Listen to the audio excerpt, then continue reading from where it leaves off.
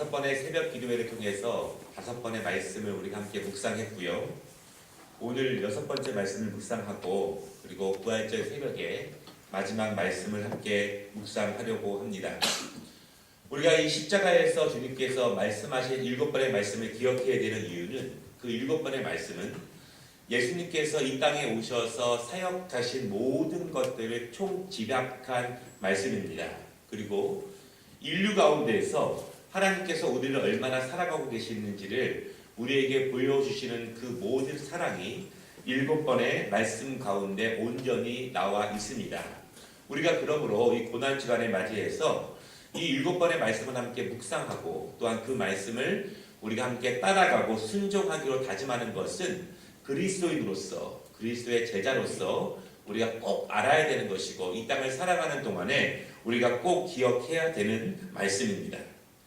오늘 예수님께서 그 7번의 말씀 가운데에서 6번의 말씀을 우리에게 주십니다. 예수님께서는 인간의 몸으로 이 땅에 오셨습니다. 그리고 우리가 당하는 고통과 똑같은 고통, 완전한 고통을 십자가에서 당하셨습니다. 육체적인 고통뿐만 아니라 영적인 고통을 당하셨고 수치와 모욕을 당하셨고 내적으로 외적으로 인간들이 당할 수 있는 모든 고통을 온전히 당하셨습니다. 모든 살이 찢겼고 또한 모든 그 심령이 상해졌습니다. 바로 하나님께 온전한 제물로 드려지기 위해서 그 제물이 온전히 죽음으로써 하나님께서 화목 제물을 받으시는 것처럼 바로 예수님께서는 우리의 죄를 감당하시기 위해서 온전하고 순전한 제물이 되셨음을 우리가 알 수 있습니다. 예수님께서 이제 오늘 새벽까지의 5번의 말씀을 통해서 우리는 그분의 고통과 또한 그분의 수치와 또한 그분의 고난을 함께 묵상했습니다. 오늘 말씀은 이제 예수님께서 당하신 모든 고통이 끝나게 됩니다. 왜 고통이 끝나냐면 이제 그분이 인간적인 죽음을 맞이하시기 때문에 고통이 끝나게 됩니다. 죽음은 인간의 모든 고통을 마무리하게 됩니다. 어떠한 고통도 우리에게 죽음이 찾아오면 더 이상 그 고통이 지속되지 않습니다. 여러분, 그러나 우리가 오늘 이 본문 말씀을 통해서 보면은 예수님의 모든 사명은 고난을 통해서 죽음을 통해서 이루셨다라고 하는 사실을 우리는 기억해 보아야 합니다. 한 알이 죽었을 때 그 사명을 감당하는 것입니다. 어린 양과 송아지 한 마리가 완전히 죽었을 때 그의 사명을 다하는 것이고 그때 하나님께서 뜻을 이루십니다.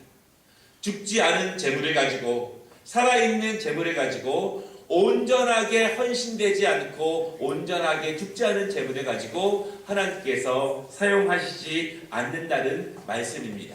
그러므로 하나님의 그 영광된 사명은 예수 그리스도의 죽음을 통해서 우리에게 나아진다는 것을 우리가 다시 한번 생각해 볼 수 있습니다. 그렇다면 예수님의 고통은 우리를 지키기 위한 필수적인 과정이었습니다. 예수님의 고통은 십자가의 영광을 위해서 꼭 거쳐야만 하는 것이었습니다. 이 말씀을 통해 우리가 함께 본다면 우리 그리스도인의 고난도 우리 그리스도인의 십자가의 고통도 우리가 그것을 온전히 짐으로 우리가 그것을 통해서 죽을 때 완성된다라고 하는 사실을 여러분 분명히 믿으시기를 바랍니다. 십자가의 고통은요, 십자가의 영광을 가져옵니다. 십자가는 항상 양면이 있습니다. 한쪽에는 고통이 있고 한쪽에는 고난이 있고 한쪽에는 죽음이 있습니다. 그러나 그 십자가의 고통의 죽음을 온전히 이룰 때 그 다른 면에는 영광이 있습니다. 그 다른 면에는 부활이 있습니다. 그 다른 면에는 생명이 있습니다. 그 다른 면에는 은혜가 있고 그 다른 면에는 축복이 있다는 것을 여러분 믿으시기를 바랍니다. 한쪽 면에 고난과 고통을, 헌신을, 눈물을, 괴로움을 온전히 죽음으로써 하나님께 내어드릴 때 하나님은 그 다음 면에 있는 영광과 축복과 생명과 부활로 우리에게 주신다는 사실을 여러분 믿으시기를 바랍니다. 이것은 우리 모든 그리스도인들에게 동일합니다. 우리는 주님을 따라가기로 작정한 사람들입니다. 주님이 걸어가신 것처럼 우리도 그렇게 걸어가기로 작정한 사람들입니다. 그러나 무엇이 문제입니까? 우리가 온전히 죽지 못하고 우리가 영광을 바라봅니다. 우리가 온전히 눈물을 흘리지 못하고 온전히 그 십자가를 지지 못하고 주님의 영광을 바라보기 때문에 우리 안에서 다툼과 시기와 질투와 거룩하지 못한 모습들이 여전히 우리 안에 더욱더 크게 자리 잡고 있습니다.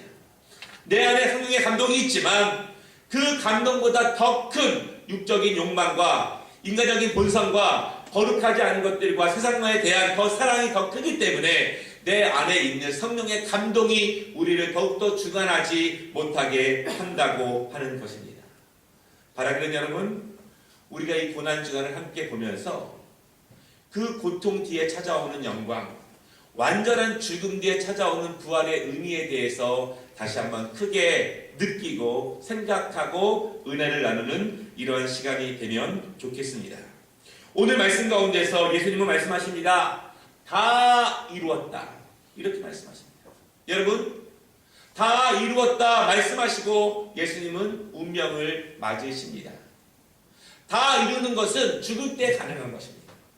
살았을 때에는 다 이루는 것이 아닙니다. 내 생명이 남았을 때에는, 내 인간의 본성이 남았을 때에는, 내 자존심이 남았을 때에는, 내가 여전히 순종하지 못하고 이해하지 못하는 것이 남았을 때에는 다 이루는 것이 아닙니다. 온전히 주님의 말씀을 그대로 성경에 응하게 하시며 그 모든 것을 충성을 순종으로 이루셨을 때 주님은 말씀하십니다.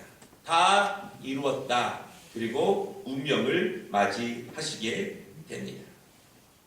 다 이루었다는 것은 이제 과거의 모든 죄의 대가는 끝났다는 것을 의미합니다. 다 이루었다는 것은 이제는 옛 시대가 지났고 새로운 시대가 도래했다는 것을 의미합니다. 다 이루었다는 것은 이제 우리가 더 이상 죄의 노예가 아니라 우리가 새로운 피조물이라는 것을 알리고 있습니다. 다 이루었다는 것은 우리가 이제는 억압된 사람이 아니라 자유인이 되었으며 우리를 억압하고 있고 붙들고 있고 억눌고 있던 모든 죄의 사슬들이 끊어졌음을 의미합니다. 누가 했습니까? 내가 한 것이 아닙니다.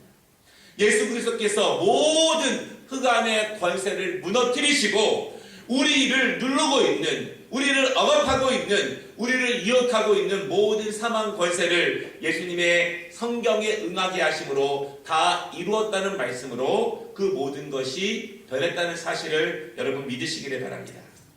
예수님은 성경의 말씀을 다 이루신 것입니다. 우리가 새벽에 말씀을 나눈 것처럼 성경에 100번 이상 예언된 그 구약의 말씀들을 예수님은 다 이루셨습니다.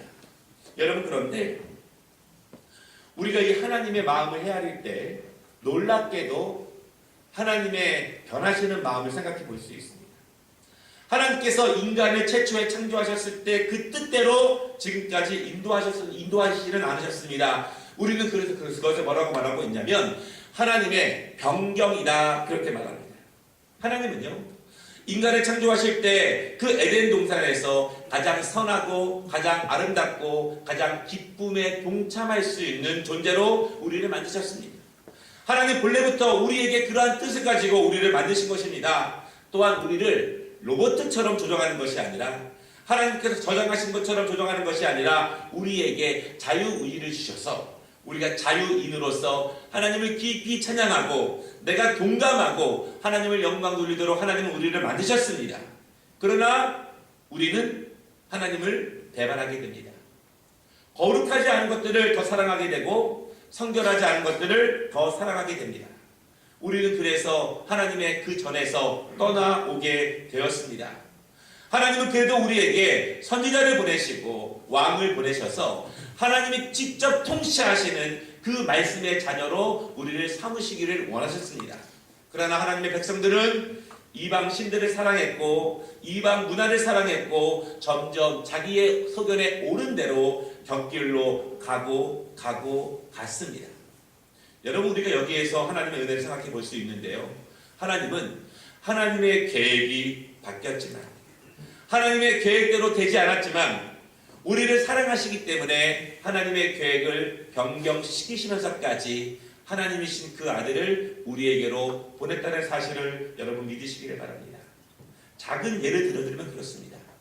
우리 부모님들이 자녀들에 대해서 큰 계획이 있습니다. 그러나 자녀들이 곁길로 갑니다. 부모들은 그 사랑하는 자녀들이기 때문에 계획을 변경합니다. 아저씨라면 변경하지 않습니다. 내가 직장 상사라면 그 계획을 변경하지 않습니다. 버리면 그만입니다. 그러나 우리는 하나님의 자녀이기 때문에 우리 부모가 내 고통 가운데, 부모의 아픔 가운데 계획을 변경하고서라도 그 자녀가 다시 돌아오기를 원하시는 것처럼 하나님은 변경하셔서 최후의 수단으로 하나님의 아들이신 그분을 통해서 우리를 구원하시는 그 역사를 다 이루신 것을 여러분 믿으시기 바랍니다. 인간의 마음에 이제 모든 어두움들은 물러갔습니다.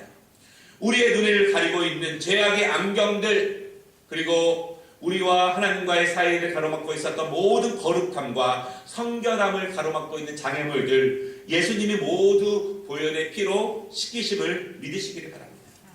예수님은 우리의 노력으로 우리를 용서하신 것이 아니라 우리가 자녀이기 때문에 가장 사랑하는 존재이기 때문에 그분의 희생을 통해서 우리를 온전하게 구원하셨습니다.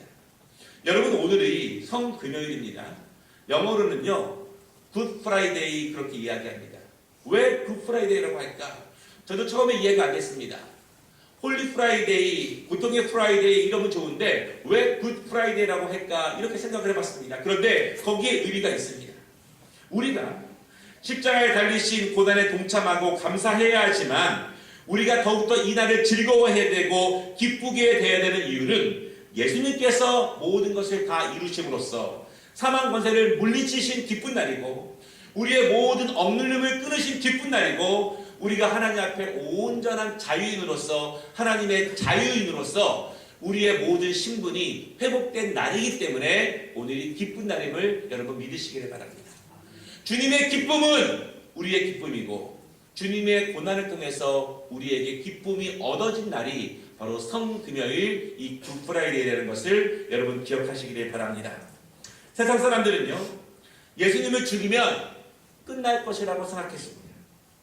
예수만 죽이면 이제는 예수가 전한 복음이 모두 다 사라질 것이라고 생각했습니다. 그래서 예수님을 죽였습니다. 우리가 주님 앞에 나아갈 때도 내가 죽으면 모든 것이 끝날 것이라고 생각해서 우리는 내가 죽지 못할 때가 있습니다. 그러나 세상 사람들은 모든 것이 죽으면 끝날 것이라고 생각했지만 예수님은 그분이 가르치신 것처럼 세상 사람들의 정반대로 우리에게 그 능력을 보여주셨습니다.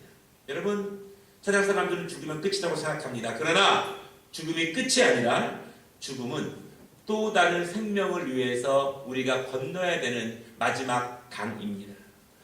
우리가 죽음을 앞두고 있지만 죽음의 문을 열고 나아가야 비로소 우리는 부활의 문을 열고 들어갈 수 있음을 여러분 믿으시기를 바랍니다.